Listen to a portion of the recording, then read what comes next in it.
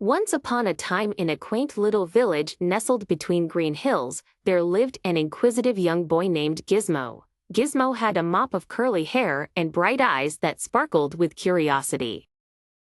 He loved exploring the woods at the edge of the village, imagining all sorts of magical creatures residing there. One sunny morning, Gizmo packed his backpack with his favorite snacks, a notebook, and a magnifying glass and set off to explore deeper into the forest than he had ever gone before. As he wandered through the trees, he stumbled upon a narrow, winding path that seemed to beckon him forward. Gizmo followed the path until he reached a shimmering, golden archway covered in flowers. He had never seen anything like it.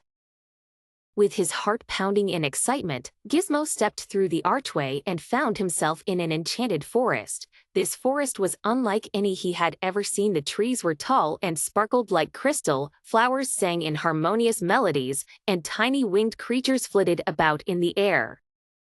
Suddenly, a soft voice called out, "Welcome to the enchanted forest, young explorer." Gizmo turned to see a small, chubby fairy with purple wings and a twinkling tiara hovering beside him. "I am Flutter, the guardian of this magical place," she said with a warm smile.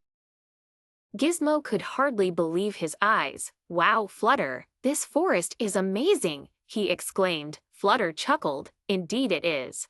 But our forest is also in great danger. The magical water that keeps our forest alive has been stolen by the mischievous Goblin King." Gizmo's eyes widened. "How can we get it back?" he asked. Flutter explained that the Goblin King's fortress was hidden deep within the dark part of the forest, where no light ever reached. Determined to help, Gizmo asked Flutter to lead the way. With Flutter by his side, Gizmo journeyed through the enchanted forest, encountering all sorts of magical creatures and overcoming various challenges. They crossed a bridge made of rainbows, solved riddles posed by talking animals, and even evaded a mischievous group of tree sprites that tried to lead them astray. Finally, they reached the entrance to the dark part of the forest. Flutter warned Gizmo that this part of the journey would be the most difficult. With a deep breath, Gizmo stepped into the darkness. The trees here were gnarled and twisted, and the air was thick with fog. Keeping his courage, Gizmo pressed on. After what felt like hours, they reached a towering fortress made of black stone. Gizmo and Flutter sneaked through the castle, avoiding the watchful eyes of the goblin guards, until they found the Goblin King's throne room.